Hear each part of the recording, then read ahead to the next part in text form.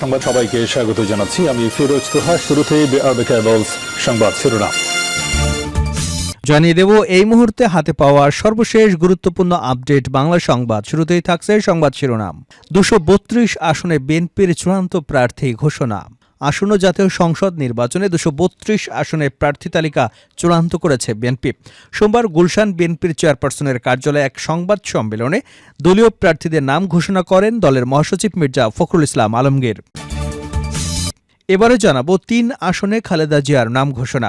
আসন্ন ত্রয়োদশ জাতীয় সংসদ নির্বাচনে ফেনী 1, বগুড়া 7 এবং দিনাজপুর 3 আসনে বিএনপি চেয়ারপারসন বেগম খালেদা জিয়া নির্বাচন করবেন। এদিকে নয়নের মানহানি, এনসিপি নেতা নাসির উদ্দিনের বিরুদ্ধে মামলা। ঢাকা মহানগর দক্ষিণ যুবদলের সদস্য সচিব রবিউল ইসলাম নয়নকে নিয়ে মানহানিকর বক্তব্যের অভিযোগে জাতীয় নাগরিক পার্টির মুখ্য সমন্বয়ক নাসির উদ্দিন পাটোয়ারির বিরুদ্ধে আদালতে মামলা দায়ের করা হয়েছে। এবারে থাকছে বাংলাদেশ এখন সংকটময় মুহূর্তে দাঁড়িয়ে আছে সিইসি। গণতন্ত্রের পথে দেশ কিভাবে হাঁটবে তা আগামী নির্বাচনের উপর নির্ভর করছে বলে জানিয়েছেন প্রধান নির্বাচন কমিশনার এএমএম নাসির উদ্দিন। জানাবো ঝিনাইদহে বিএনপির দুপক্ষের সংঘর্ষে আহত 15, এলাকায় উত্তেজনা। আধিপত্য বিস্তার নিয়ে অভ্যন্তরীণ দ্বন্দ্বের জের ধরে ঝিনাইদহে বিএনপির দুপক্ষের সংঘর্ষে অন্তত 15 জন আহত হয়েছেন। আজ সোমবার সকাল 8:30টার দিকে সদর উপজেলার কলামনখালী বাজারে জেলা বিএনপির সহসভাপতি ও সাবেক ইউপি চেয়ারম্যান আসাদ চৌধুরী এবং আরাফাত রহমান কোকো ক্রীড়া পরিষদ নেতা মাসুদ জোয়ারদারের পক্ষের মধ্যে এ সংঘর্ষের ঘটনা ঘটে। এবং সর্বশেষ জানাবো আন্তর্জাতিক সংবাদ। পাকিস্তান পারমাণবিক অস্ত্রের পরীক্ষা চালাচ্ছে দাবি ট্রাম্পের। মার্কিন প্রেসিডেন্ট ডোনাল্ড ট্রাম্প দাবি করেছেন, যেসব দেশ পারমাণবিক অস্ত্র পরীক্ষা করছে তাদের মধ্যে পাকিস্তানও আছে। সিবিএস নিউজের 60 মিনিট নামক অনুষ্ঠানের একটি সাক্ষাৎকারে এমন কথাই বলেন যুক্তরাষ্ট্রের প্রেসিডেন্ট ডোনাল্ড ট্রাম্প। এতক্ষণ শুনছিলেন সংবাদ শিরোনাম, এবার বিস্তারিত। প্রিয় দর্শক, আপনি যদি এই চ্যানেলে নতুন হয়ে থাকেন, ভিডিওটি দেখতে দেখতে চ্যানেলটি সাবস্ক্রাইব করে আমাদের সঙ্গে থাকুন। আর এই ভিডিও সম্পর্কে আপনি আপনার মূল্যবান মতামতটি কমেন্ট বক্সে জানিয়ে দিন। আর হ্যাঁ প্রিয় দর্শক, জানিয়ে দিন ভিডিওটি কোথা থেকে দেখছেন। 232 আসনে বিএনপির চূড়ান্ত প্রার্থী ঘোষণা। আসন্ন জাতীয় সংসদ নির্বাচনে 232 আসনে প্রার্থী তালিকা চূড়ান্ত করেছে বিএনপি। সোমবার গুলশান বিএনপির চেয়ারপারসনের কার্যালয়ে এক সংবাদ সম্মেলনে দলীয় প্রার্থীদের নাম ঘোষণা করেন দলের মহাসচিব মির্জা ফখরুল ইসলাম আলমগীর। চূড়ান্ত প্রার্থী ঘোষণার আগে দলের ভারপ্রাপ্ত চেয়ারম্যান তারেক রহমানের নেতৃত্বে স্থায়ী কমিটির বৈঠক হয়। সেখানে দলীয় প্রার্থীদের নামের প্রাথমিক তালিকা চূড়ান্ত করা হয়। মির্জা ফখরুল ইসলাম আলমগীর বলেন, প্রায় 235 আসনের সম্ভাব্য প্রার্থীর তালিকা দেওয়া হয়েছে। আর যেসব আসনে যুগপৎ আন্দোলন সঙ্গীদের তালিকা ঘোষণা করা হবে সেটি বিএনপির সমন্বয় করে নেবে। সংবাদ সম্মেলনে বিএনপির স্থায়ী কমিটির সদস্য ড খন্দকার মোশাররফ হোসেন, মির্জা আব্বাস, গয়েশ্বর চন্দ্র রায়, আব্দুল মঈন খান, মেজর অবসরপ্রাপ্ত হাফিজ উদ্দিন আহমেদ, আমির খসরু মাহমুদ চৌধুরী, সেলিমা রহমান, ইকবাল মাহমুদ টুকু এবং ড এজেডএম জাহিদ হোসেন উপস্থিত ছিলেন। 3 আসনে খালেদা জিয়ার নাম ঘোষণা। আসন্ন ত্রয়োদশ জাতীয় সংসদ নির্বাচনে ফেনী 1, বগুড়া 7 এবং দিনাজপুর 3 আসনে বিএনপি চেয়ারপারসন বেগম খালেদা জিয়া নির্বাচন করবেন। সোমবার সন্ধ্যায় গুলশানে বিএনপি চেয়ারপারসনের রাজনৈতিক কার্যালয়ে এই প্রার্থী তালিকা ঘোষণা করেন বিএনপির মহাসচিব মির্জা ফখরুল ইসলাম আলমগীর। ফখরুল ইসলাম বলেন, এই প্রার্থী পরিবর্তন হতে পারে। নয়নের মানহানি, এনসিপি নেতা নাসির উদ্দিনের বিরুদ্ধে মামলা। ঢাকা মহানগর দক্ষিণ যুবদলের সদস্য সচিব রবিউল ইসলাম নয়নকে নিয়ে মানহানির বক্তব্যের অভিযোগে জাতীয় নাগরিক পার্টির মুখ্য সমন্বয়ক নাসির উদ্দিন পাটোয়ারির বিরুদ্ধে আদালতে মামলা দায়ের করা হয়েছে। সোমবার ঢাকার অতিরিক্ত chief metropolitan magistrate Mohammad Zakir হোসেনের আদালতে ঢাকা মহানগর দক্ষিণ যুবদলের আহ্বায়ক কমিটির সদস্য কাজী মুকিতুজ্জামান মামলাটির আবেদন করেন। আদালত বাদীর জবানবন্দি গ্রহণ করে ডিবিকে তদন্তের জন্য নির্দেশনা দিয়েছেন।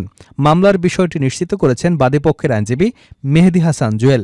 এজাহারে বলা হয়েছে, গত 11 নভেম্বর রাত 6:22 দিকে রাজধানীর বিএম মিলনায়তনে শহীদ শামসুল আলম সভাকক্ষে বিএনপি এবং ঢাকা মহানগর দক্ষিণ যুবদলের আহ্বায়ক কমিটির সদস্য সচিব রবিউল ইসলাম নয়নকে উদ্দেশ্য করে আসামি নাসির উদ্দিন পাটোয়ারি বলেন, জুলাই সনদ নিয়ে একটি বড় দল গুন্ডামি করছে।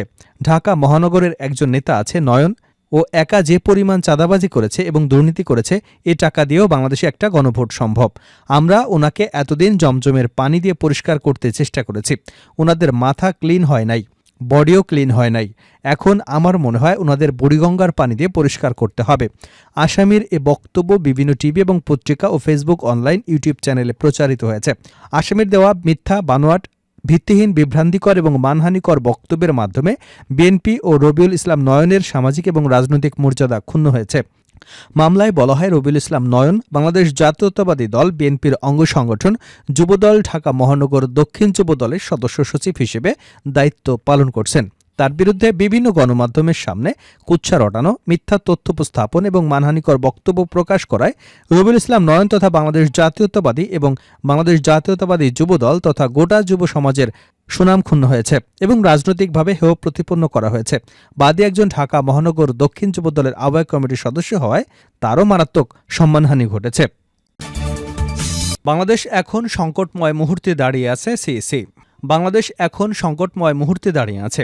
গণতন্ত্রের পথে দেশ কিভাবে হাঁটবে তা আগামী নির্বাচনের উপর নির্ভর করছে বলে জানিয়েছেন প্রধান নির্বাচন commissioner CEC AMN Nasir Uddin. সোমবার জাতীয় নির্বাচনে আনসার ভিটিপি ভোটকেন্দ্রের নিরাপত্তা মহড়া এবং আনসার সদস্যদের সমাপনী প্রশিক্ষণ কার্যক্রম অনুষ্ঠানে তিনি এসব কথা বলেন। তিনি বলেন, নির্বাচনে আনসার সদস্যদের বিশাল ভূমিকা থাকবে। সংখ্যার দিক দিয়ে এটাই সর্ববৃহৎ বাহিনী। গতানুগতিক ধারায় কাজ করলে হবে না, এর বাইরে গিয়ে কাজ করতে হবে। তিনি বলেন, গণতন্ত্রের পথে দেশ কিভাবে হাঁটবে তা নির্ভর করছে আগামী নির্বাচনের উপর। ভবিষ্যতের জন্য কেমন বাংলাদেশে রেখে যাব সেই চিন্তা আমাকে সারাক্ষণ ভাবায়। এই দায়িত্বকে চাকুরি নয়, চ্যালেঞ্জ হিসেবে নিয়েছি। এমন ক্রিটিক্যাল অবস্থায় গতানুগতিক ধারায় কাজ করলে হবে না। সিইসি বলেন, রাজনৈতিক দলের সহযোগিতা ছাড়া কখনো একটি সুষ্ঠু নির্বাচন উপহার দেওয়া সম্ভব নয়। 10 লাখ লোক নির্বাচনী কার্যক্রমে যুক্ত থাকবেন। যারা জেলে আছে এবং প্রবাসীদের জন্যও এবার অ্যাপের রেজিস্ট্রেশনের মাধ্যমে ভোট দেওয়ার ব্যবস্থা রয়েছে। সিইসি বলেন, 16ই নভেম্বর আমরা পোস্টাল ব্যালটের অ্যাপে লঞ্চ করব। পোস্টাল ব্যালটে নির্বাচনী দায়িত্বে যারা থাকবেন তারা ভোট দেবেন। আপনাদের বাড়ির ঠিকানায় পোস্টাল ব্যালট পৌঁছে যাবে। সবাইকে সচেতন করে সিইসি বলেন, ব্যক্তিগত পর্যায়ে যাদের সঙ্গে যোগাযোগ হয় তাদের বোঝাবেন সোশ্যাল মিডিয়ায় কিছু একটা দেখলেই যাচাই বাছাই ছাড়া যেন শেয়ার না করে। এটা এখন মানুষের অভ্যাস হয়ে গেছে, কিছু দেখলে সঙ্গে সঙ্গেই বিশ্বাস করে ফেলা। AM নাসির উদ্দিন বলেন, AI অপব্যবহার রোধে আমরা একটা সেল খুলেছি। সেখানে যোগাযোগ করে আপনারা যে কোনো ঘটনা সত্য মিথ্যা যাচাই করতে পারবেন। শেষ করছে আন্তর্জাতিক সংবাদ দিয়ে। পাকিস্তান পারমাণবিক অস্ত্রের পরীক্ষা চালাচ্ছে দাবি ট্রাম্পের। মার্কিন প্রেসিডেন্ট ডোনাল্ড ট্রাম্প দাবি করেছেন, যেসব দেশ পারমাণবিক অস্ত্র পরীক্ষা করছে তাদের মধ্যে পাকিস্তানও আছে। CBS নিউজের 60 মিনিটস নামক অনুষ্ঠানে একটি সাক্ষাৎকারে এমন কথা বলেন যুক্তরাষ্ট্রের প্রেসিডেন্ট। উক্ত অনুষ্ঠানে ট্রাম্পকে তার পারমাণবিক বোমা পরীক্ষার সাম্প্রতিক নির্দেশনা সম্পর্কে জিজ্ঞাসা করা হয়েছিল। তখন তিনি বলেন, উত্তর কোরিয়া, রাশিয়া, চীন পরীক্ষা করছে, পাকিস্তানও পরীক্ষা করছে, কিন্তু তারা আপনাকে তা বলে না। সম্প্রতি সামাজিক যোগাযোগ মাধ্যমের এক পোস্টে ট্রাম্প যুক্তরাষ্ট্রের যুদ্ধ দপ্তরকে তাৎক্ষণিকভাবে পারমাণবিক অস্ত্র পরীক্ষা ফের শুরু করবার নির্দেশনা দিয়েছিলেন। সাক্ষাৎকারে এই বিষয়টি নিয়ে জিজ্ঞাসা করা হলে তিনি জবাব দেন, আমাদের অন্যান্য দেশের চেয়ে বেশি পারমাণবিক অস্ত্র আছে। আমি মনে করি আমাদের এটি নিষ্কাশন প্রসঙ্গে কিছু করা উচিত। আমি বিষয়টি রাশিয়ার প্রেসিডেন্ট ভ্লাদিমির পুতিন এবং চীনের প্রেসিডেন্ট শি জিংয়ের সঙ্গেও আলোচনা করেছি।